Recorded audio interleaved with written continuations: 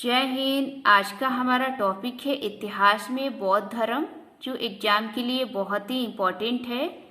आज हम लोग बौद्ध धर्म के बारे में जानेंगे, तो चलिए शुरू करते हैं। आप यहाँ देख सकते हैं कि बौद्ध धर्म का उदय 6ठी शताब्दी ईसा पूर्व में हुआ। बहुत बार एग्जाम में पूछा जाता है कि बौद्ध धर्म का उदय किस शताब्दी में हुआ, तो आप बताएंगे 6ठी शताब्दी में। दोस्तों, बौद्ध धर्म का उदय होने का कारण भी था, बहुत बार एग्जाम में पूछा भी गया है। इसके दोस्तों उदय होने के कारण है धार्मिक असंतोष, सामाजिक असंतोष और उचित विकल्प। इनमें दोस्तों संतुलन बनाए रखने के लिए बौद्ध धर्म का उदय होता है। दोस्तों, बुद्ध ने 4 आर्य सत्य माने हैं। आइए देखते हैं कि बुद्ध के 4 आर्य सत्य कौन कौन से हैं। एक है विश्व में दुख, दूसरा है दुख का कारण, तीसरा है दुख को दूर किया जा सकता है, और चौथा है दुखों को दूर करने का अष्टांगिक मार्ग।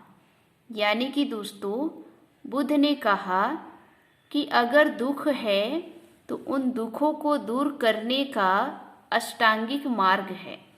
आइए जरा देखते हैं कि बुद्ध के अष्टांगिक मार्ग कौन कौन से हैं। दोस्तों, बहुत बार एग्जाम में पूछा भी गया है कि बुद्ध के कितने मार्ग थे, तो आप बताएंगे अष्टांगिक मार्ग। बुद्ध के कितने आर्य सत्य थे, तो आप बताएंगे 4। दोस्तों, बुद्ध के जो अष्टांगिक मार्ग थे उसे दोस्तों 3 भागों में बांटा गया है। एक दोस्तों प्रज्ञा, शील और समाधि। आइए देखते हैं दोस्तों प्रज्ञा में कौन कौन से अष्टांगिक मार्ग हैं। एक है दोस्तों समयक दृष्टि, समयक संकल्प और समयक वाक। शील में देखेंगे आप समयक आजीव, आजीव मतलब आजीविका, समयक व्यायाम और समयक कर्मांत। समाधि में दोस्तों समयक स्मृति, समयक समाधि। तो कुल दोस्तों 8 मार्ग हो गए, क्योंकि प्रज्ञा में दोस्तों 3, शील में 4 और समाधि में 2। टोटल कितने हो गए? 8। दोस्तों, यहाँ पर आपको नोट करना है कि समयक का अर्थ होता है उचित। उचित यानी कि सही अथवा संतुलित। ठीक है। अब देखेंगे दोस्तों 10 शील, यानी कि 10 सदाचार के नियम। आइए जरा देखते हैं कि गौतम बुद्ध ने कौन कौन से 10 शील बताए हैं, जो बहुत बार एग्जाम में पूछे भी जाते हैं। आप यहाँ देख सकते हैं। पहला है दोस्तों अहिंसा, दूसरा सत्य, तीसरा अस्तेय। दोस्तों अस्तेय का मतलब होता है चोरी ना करना। चौथा है दोस्तों धन संचय ना करना, यानी कि आवश्यकता से अधिक हमें धन इकट्ठा नहीं करना चाहिए। 5वां है दोस्तों व्यभिचार ना करना। 6ठा है असमय भोजन ना करना। 7वां है सुखद प्रद बिस्तर पर ना सोना। 5वां है दोस्तों कंचन कामनी का त्याग, यानी कि दोस्तों जो शारीरिक मोह माया है उसे हमें त्याग देना चाहिए। कंचन कामनी का मतलब होता है शारीरिक मोह माया का त्याग। 9वां है दोस्तों स्त्रियों का संसर्ग न करना, और 10वां है मद का सेवन न करना। तो ये दोस्तों बुद्ध के 10 शील थे, यानी कि 10 सदाचार के नियम थे। अब आपको यहाँ पर नोट करना है, ये जो प्रथम 5 थे, यानी कि अहिंसा से लेकर व्यभिचार तक, ये जो 5 थी वो जैन धर्म के अवगुणों के समान थे। यानी कि ये 5 जो सदाचार के नियम थे, ये जैन धर्म में भी यही बातें कही गई। यानी कि जैन धर्म और बौद्ध धर्म, ये शुरू के 5 बातें समान हैं। बहुत बार एग्जाम में पूछा भी गया है। और ये दोस्तों शुरू के जो 5 नियम हैं उनका पालन गृहस्थियों एवं भिक्षु दोनों के लिए अनिवार्य है। यानी कि जो भिक्षु थे वो और जो गृहस्थी थे, यानी कि जो घरों वगैरह में रहते हैं, उनके लिए भी ये अनिवार्य है। अब दोस्तों इसके नीचे आप देखेंगे जो अंतिम 5 थे, उन अंतिम 5 का जो नियम था वो केवल भिक्षुओं के लिए था। इस बात को नोट करिएगा, बहुत बार एग्जाम में पूछा जाता है कि बुद्ध के जो 10 शील थे उसमें जो अंतिम 5 नियम थे वो किसके लिए थे, तो वो थे भिक्षुओं के लिए। क्योंकि दोस्तों ये जो गृहस्थी थे उन गृहस्थियों को इसमें छूट प्रदान की गई थी और इन्हीं को बुद्ध ने धर्म के मध्य मार्गी होने का एक उदाहरण बताया था। यानी कि जो गृहस्थी थे उन्हें मध्यम मार्गी अपनाने की बात कही थी। मध्यम मार्गी का मतलब होता है ना तो विलासिता और ना अधिक कठोर तप, यानी कि हमें मध्यम मार्गी का जीवन अपनाना चाहिए। ना तो हमें अधिक विलासिता की वस्तुएं हासिल करना चाहिए और ना अधिक कठोर तप। ठीक, उम्मीद है आपको यहाँ पे समझ में आई होगी। आइए जरा अब आगे देखते हैं हम लोग।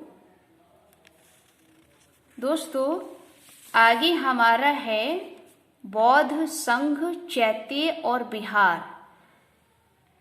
इसमें दोस्तों बौद्ध में एक संघ था। संघ में दोस्तों बौद्ध भिक्षुओं का समूह होता था, बहुत बार एग्जाम में पूछा गया है। और चैत्य में दोस्तों बौद्ध भिक्षुओं का पूजा स्थल था। बहुत बार एग्जाम में पूछा जाता है कि चैत्य क्या है, तो आप बताएंगे चैत्य एक पूजा स्थल है जिसमें जो बौद्ध भिक्षु थे वो यहाँ पर पूजा करते थे। फिर आप देखेंगे विहार। बहुत बार एग्जाम में पूछा जाता है कि बौद्ध धर्म में विहार का क्या अर्थ है। दोस्तों विहार का मतलब है बौद्ध भिक्षुओं का निवास स्थान, यानी कि जो बौद्ध भिक्षु थे उनका ये रहने का स्थान था जिसे विहार कहा गया।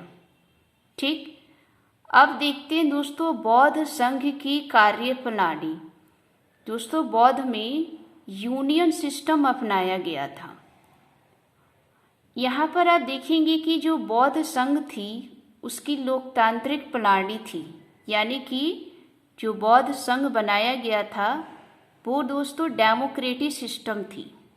ये बहुत ही कितना मतलब इम्पोर्टेंट फैक्ट है कि बौद्ध धर्म में लोकतांत्रिक सिस्टम था। सभी भिक्षुओं का स्तर समान होता था। इसका कोई अध्यक्ष अथवा अधिपति यानी कि उपाध्यक्ष नहीं होता था। यानी कि इस संघ में जो भिक्षु थे, सभी जो भिक्षुओं थे उन सबका जो स्तर यानी कि जो लेवल था वो समान था। किसी को दोस्तों छोटा बड़ा नहीं माना गया था और न ही किसी प्रकार के भेदभाव था। प्रत्येक भिक्षु के अधिकार, कर्तव्य और स्थिति भी क्या थी दोस्तों, समान थी। यानी कि सबको अधिकार समान मिला था, कर्तव्य भी सबको दोस्तों अधिक समान थे। तो सोच सकते हैं कि ये एक जो संघ थी वो लोकतांत्रिक प्रणाली पर आधारित थी। अब आप देखेंगे दोस्तों बौद्ध धर्म की लोकप्रियता के कारण, यानी कि बौद्ध धर्म इतना लोकप्रिय कैसे हो गया, इसके बारे में हम लोग जानेंगे। बहुत बार एग्जाम में पूछा भी जाता है कि बौद्ध धर्म इतना लोकप्रिय का मतलब लोगों के लिए इतना प्रिय कैसे बन गया। तो आप देख सकते हैं सरल एवं सामान्य सिद्धांत। इसके दोस्तों सिद्धांत जो थे वो बहुत ही सरल और सामान्य थे। तत्कालीन अनुकूल परिस्थितियां थी, यानी कि जो परिस्थितियां थी बहुत ही अनुकूल थी। सामान्य जनता की भाषा अर्थात पाली भाषा का प्रयोग किया गया था। यानी कि जो सामान्य जनता थी उन्हीं की ही भाषा में बोला जाता था। समानता की भावना पर आधारित थी, यानी कि समानता दोस्तों बराबर थी, किसी के साथ कोई भेदभाव नहीं था। और यहाँ देखेंगे आप वैश्य वर्ग का पर्याप्त समर्थन था। दोस्तों आप जानते हैं कि वैश्य जो वर्ग था उनको दोस्तों ज़्यादा समर्थन यानी कि सपोर्ट नहीं देते थे। लेकिन दोस्तों बौद्ध धर्म में जो वैश्य वर्ग था उसका पर्याप्त समर्थन था। समर्थन यानी कि सपोर्ट था। फिर आप देखेंगे बौद्ध संघों के माध्यम से संस्थागत प्रचार, यानी कि दोस्तों ये जो ऊपर आपने देखा कि बौद्ध संघ बनाई गई थी, इसके माध्यम से दोस्तों जो बौद्ध धर्म था उसका प्रसार प्रचार किया गया था। फिर आप देखेंगे दोस्तों प्रतिस्पर्धी धर्मों का अभाव, यानी कि इसमें दोस्तों धर्म का कोई प्रतिस्पर्धी यानी कि कोई कंपटीशन वगैरह नहीं था, भेदभाव नहीं था। इसमें आप देखेंगे बुद्ध का प्रभावशाली व्यक्तित्व, यानी कि जो बुद्ध थे वो एक व्यक्तित्व रूप में बहुत ही प्रभावशाली थे। तो इस कारण दोस्तों बौद्ध धर्म लोकप्रिय बन गया। अब दोस्तों आगे देखते हैं बौद्ध धर्म का विभाजन। दोस्तों बुद्ध की मृत्यु के बाद बौद्ध धर्म जो था वो बहुत से भागों में बट गया। आप यहाँ देख सकते हैं कि बौद्ध धर्म की कुछ शाखाएं हैं, हीनयान, महायान, थेरवाद, नवयान या फिर इसी को कहते हैं भारतयान। दोस्तों ये इन भागों में बट गया।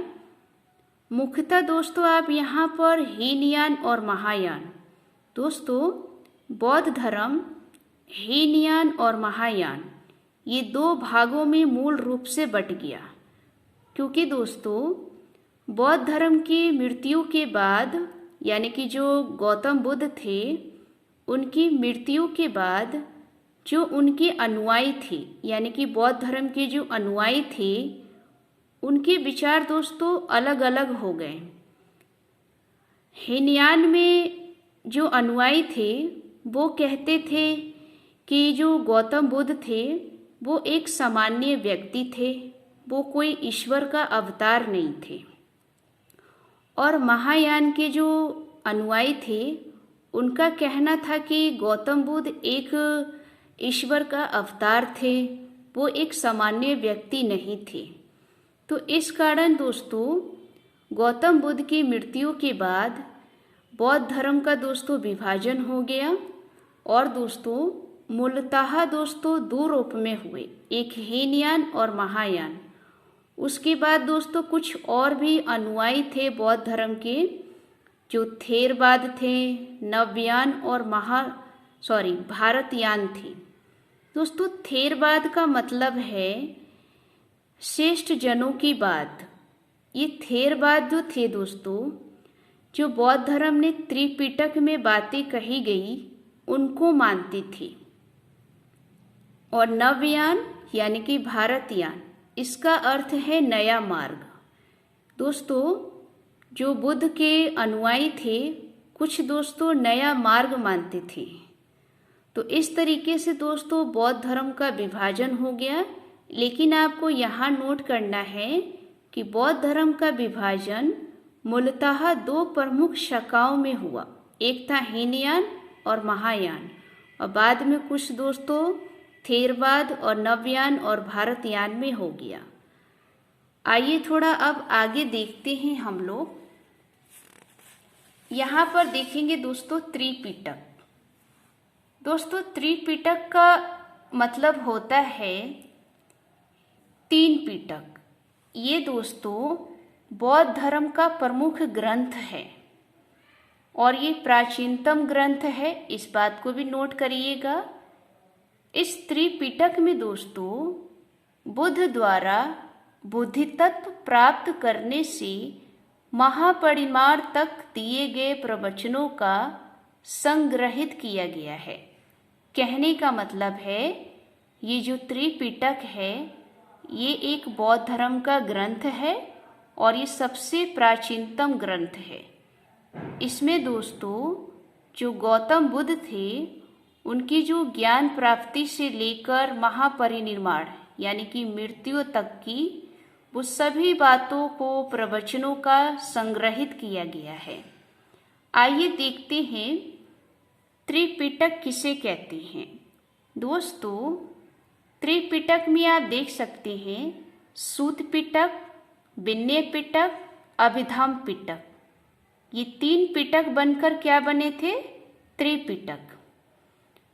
सूत पिटक में दोस्तों बुद्ध के धर्मोपदेश की बात कही गई, यानी कि जो बुद्ध के धर्म पर उपदेश थे, शिक्षा पर उपदेश थे, वो सभी बातों को दोस्तों सूत पिटक में लिखा गया। विनय पिटक में दोस्तों जो गौतम बुद्ध के अनुयायी थे, उनके जो आचार विचार के जो नियम और सिद्धांत थे, उन बातों को दोस्तों विनय पिटक में लिखा गया। और अभिधम पिटक में बुद्ध के दर्शनात्मक विचारों का विश्लेषण और वर्गीकरण किया गया। ये बहुत बार एग्जाम में पूछा जाता है कि गौतम बुद्ध के त्रिपिटक कौन से थे, तो आप बताएंगे सूत पिटक, विनय पिटक और अभिधम पिटक। सूत पिटक में बुद्ध के धर्म उपदेश और शिक्षा के जो उपदेश हैं वो बातें लिखी गई हैं। विनय पिटक में गौतम बुद्ध के जो अनुयायी थे, उनके जो आचार विचार के नियम सिद्धांत थे, वो सारी बातें दोस्तों विनय पिटक में कही गई है। और अभिधम पिटक में बुद्ध के दर्शनात्मक विचारों का विश्लेषण और वर्गीकरण किया गया है। ठीक, अब यहाँ पर आप देखेंगे ये जो सूत पिटक है, इस सूत पिटक की 5 भाग हैं और इन भागों को निकाय कहा गया। आइए देखते हैं कि वो 5 भाग या निकाय कौन कौन से हैं। ये भी दोस्तों एग्जाम में पूछा गया है, देख सकते हैं आप। दीर्घ निकाय, मध्यम निकाय, संयुक्त निकाय, अगुंतर निकाय और खुदक निकाय। दोस्तों अब यहाँ पर नोट करना है, इस 5 निकायों में एक बहुत ही इम्पोर्टेंट निकाय है, वो है अगुंतर निकाय। ये दोस्तों अगुंतर निकाय है, वही है जो महाजनपद काल की जानकारी इसमें मिलती है। हमने दोस्तों इतिहास की वीडियो में महाजनपद काल में आपको बताया था कि 16 महाजनपदों की जानकारी इस अगुंतर निकाय में मिलती है।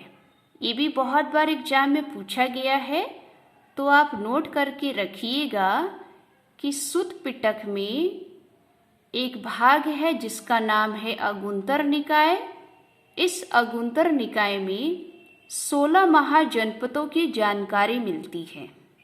ठीक, अब हम लोग आगे देखेंगे अभिधम पिटक, क्योंकि दोस्तों अभिधम पिटक में हमने ऊपर पढ़ा कि बुद्ध के दर्शनात्मक विचारों का विश्लेषण और वर्गीकरण किया गया है। तो इस अभिधम पिटक में 7 ग्रंथों का समावेशन किया गया है, यानी कि 7 ग्रंथों का समावेशन आप देख सकते हैं।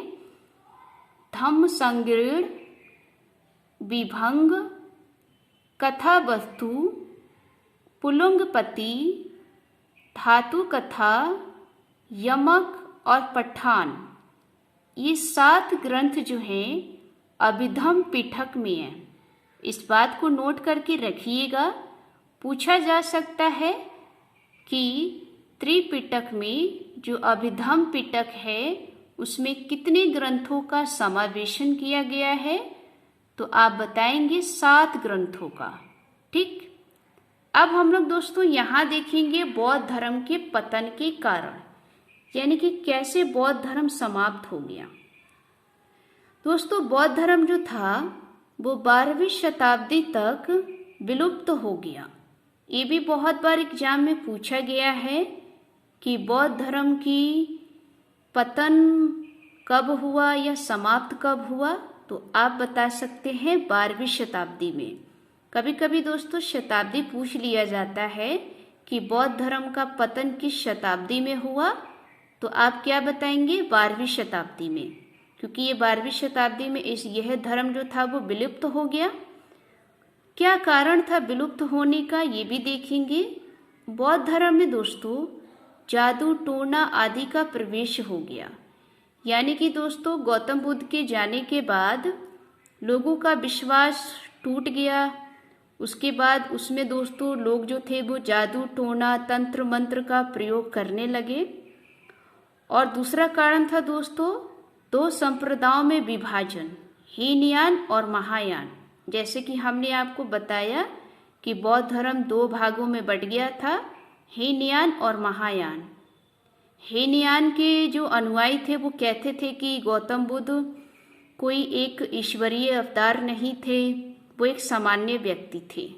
जबकि दोस्तों महायान के जो अनुयायी थे वो ये कहते थे कि गौतम बुद्ध एक ईश्वरीय अवतार थे, वो एक क्या थे दोस्तों, ईश्वर का रूप थे। ठीक, इस कारण दोस्तों दोनों में विवाद हुआ और ये दो भागों में बट गया। फिर आप देखेंगे शुंग, गुप्त और राजपूत। शुंग, गुप्त और राजपूत राजाओं का हिंदू धर्म को संरक्षण, ये दोस्तों हिंदू धर्म को संरक्षण देते थे। ये जो शुंग, गुप्त और राजपूत राजा थे वो हिंदू धर्म को मानते थे।